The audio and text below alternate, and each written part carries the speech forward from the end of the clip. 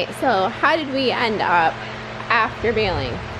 We had a bit of an issue with our hay carts. The problem is that dew started falling, of course, because it was 9 o'clock. The dew was coming up out of the ground. So these were starting to get heavy. And a lot of these were registering at about 18% moisture. I think that one was like 25% maybe.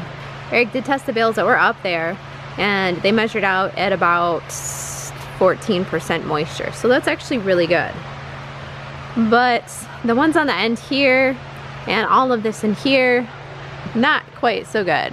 So we have a discussion as to what to do with this. The last option, of course, is breaking them all open and re-baling them at a lighter weight. We ended up with about 250 to 260 bales, probably closer to 300 if we went through and re-baled them.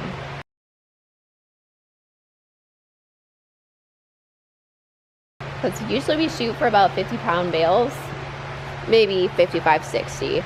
But if they're 80 pounds, then that's not good for anybody. The people that buy it don't want 80-pound bales. We've got that stuff there that needs to be re-baled, and then stuff in the wagon over there that needs to be re-baled. I think it was the other one that ended up slicing my finger. So this is what my thumb looks like now, and it's gonna always have a giant split in the side of it.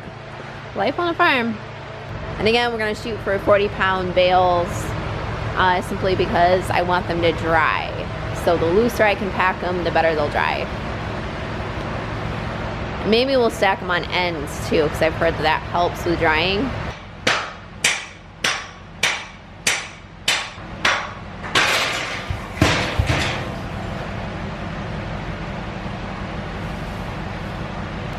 Okay, now that we got that out of the way, yeah.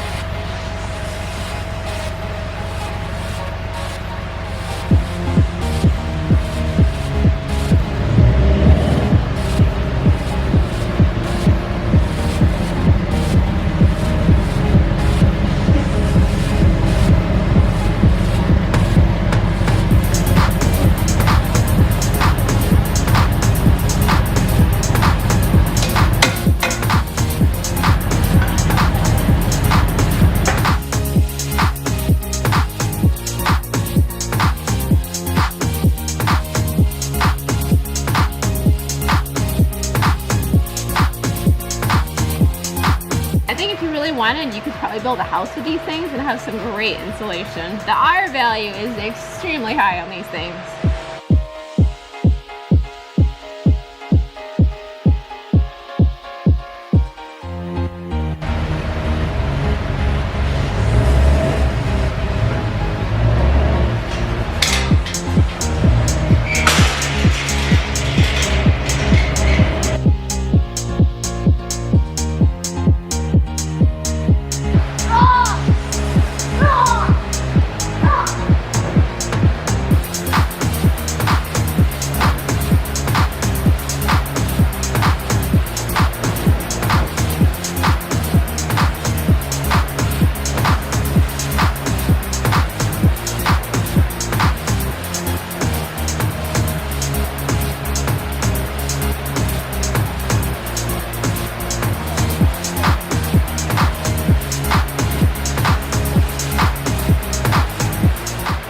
Enjoys hay season.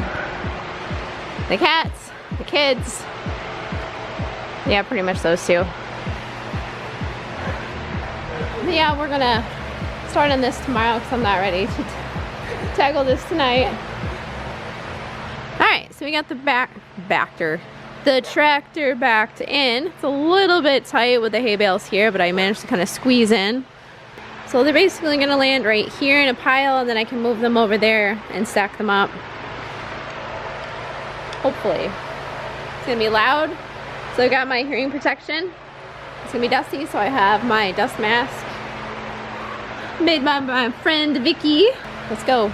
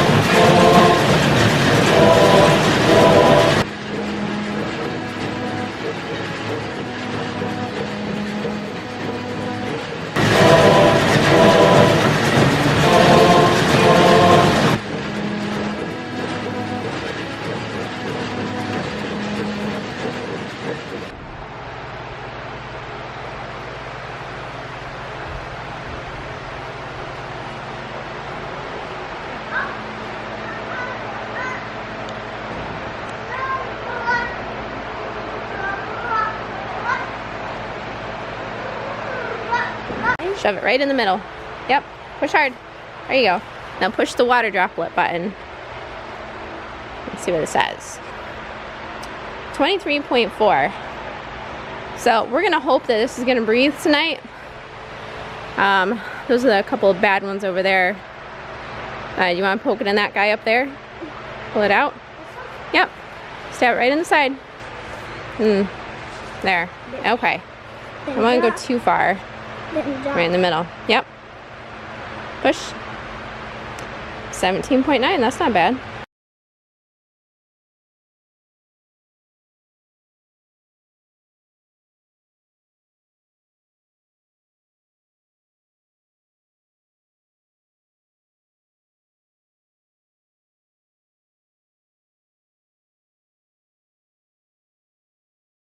The horses got a whole pile of hay out here. Oh, I see, it's out there.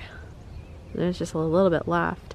I guess they had thrown like 2 full bales out and they plowed through it overnight. So anyway, they said the horses tore right into it. So I was gonna try and get it on video so you guys could actually see the horses tearing into it and see kind of their first reactions to it. But that's not gonna happen because they already fed you, didn't they? Yes. And that's my biggest concern because the horses are really picky on their hay. The cows more so, so maybe we'll feed some to the cows and see what they do. That's probably okay. That'll be enough. Alright, pull it over to the moo cows. This way. They're down there. Do you see them? Actually, you can't see them. They're hiding. We'll go this way. Through the grass. Alright, where's the cows at? Oh, there they are. Hey guys!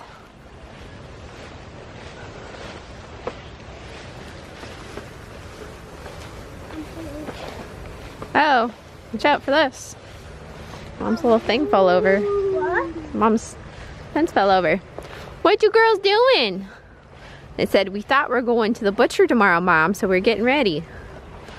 Sorry, ladies, you gotta wait till next week. Man, I need some major mowing out here. It's gonna be shorting my fence out. Okay, there we go. Do you want to put it right here? Yeah. Scoop some out and put it right through the bars. Put it right here. Yeah, shove it right through that hole. There you go. Let's see if she wants it. Oh, it looks like it's Ginger approved. What's that? That's a cow. Do you want to snip you? So they didn't want the celery, but they like the hay. I'm pulling it back. There you go, good job. Moo. So this is what we want to see. We want to see that it's cow approved because they are literally the pickiest eaters. More so than the horses. Plus they still have delicious grass out here to eat. Oh, yeah, tasty. Is that tasty? Yes, I know. It was made with lots of love. Yes, it was. And I think that's the difference maybe with our hay versus some of the other people's hay, is that they can really sense like the time and commitment put into it, like the quality that I'm shooting for. It's like Grandma's home cooking, except I didn't really cook the grass. I cut it and the sun cooked it. But you know, Grandma's home cooking, like some of you have like amazing cooks for grandmas and some of you don't. I had one grandma that cooked really good and one grandma that cooked like but you still knew when you ate grandma's food, it was made with love, even if it wasn't like the best of the best, but it was still made with love, so it was still good. And that's what my hay is, made with love. And it comes out and the animals, even if it's rained on and not as top quality as you aim for, they still know that it's made with love, and there still is that quality ingredient in there that you just can't put your finger on. Thanks for watching, guys. Don't forget to hit the subscribe button if you've enjoyed this video. Go back and look through the other videos on the channel. There's all sorts of various random crazy things. And don't forget to hit the thumbs up if you've enjoyed it. So hope you guys are having a great week, and best of luck to you, especially if you're farming. Bye.